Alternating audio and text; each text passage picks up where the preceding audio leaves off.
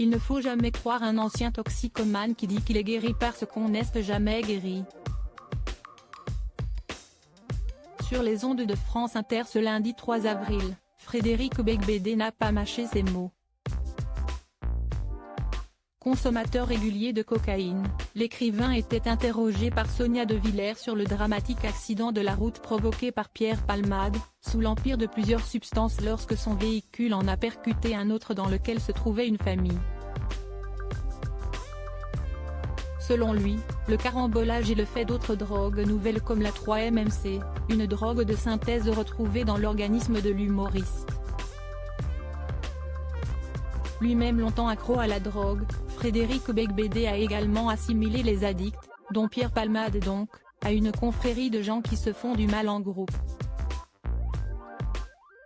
Si Frédéric Beigbeder est aussi catégoriquement sciestique, il a consommé des drogues dures pendant de longues années avant de s'en sevrer, dans les années 2010 en se rendant en Autriche.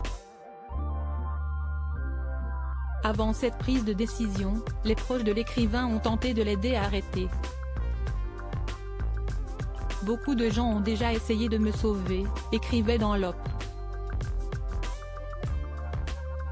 Mes enfants, mon épouse et sa patience infinie, mais aussi notre déménagement sur la côte atlantique, et un policier intelligent en 2008, des juges sévères, des médecins addictologues.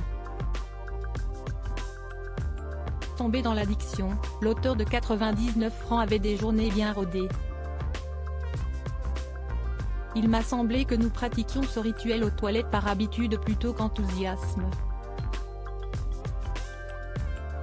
Nous descendions sans raison nous pencher sur les rails, pour nous faire du mal sans plus ressentir de bien, décrivait-il.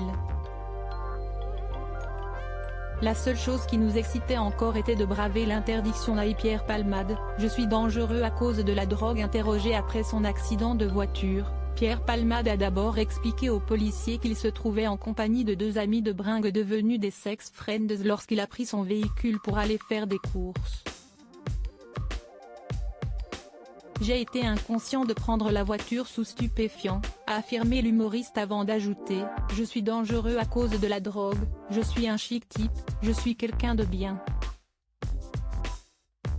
Son addiction à la cocaïne, Pierre Palmade ne l'a jamais caché et il avait de nouveau assuré vouloir s'en sortir. Il faut que mon rapport avec la drogue soit résolu, que la drogue soit bannie de ma vie, a-t-il confié.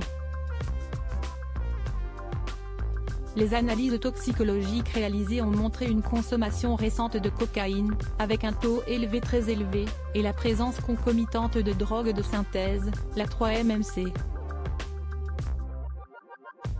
À propos de l'auteur Lou Ducreux, politique et royauté sont mes dadas, mais les people non, presque, plus de secret pour moi depuis 2016.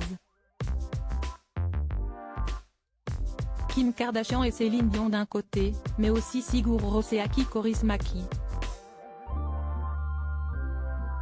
Ces derniers articles Meghan et Harry dilettantes, le ridicule nombre d'heures hebdomadaires qu'ils consacrent à leur faux. Quand il y a une baisse de désir. Le secret de Léna Guillou pour ne pas se lasser d'Adil Rami. Brigitte Macron, un très proche collaborateur sur le départ après un épisode pour le moins gênant,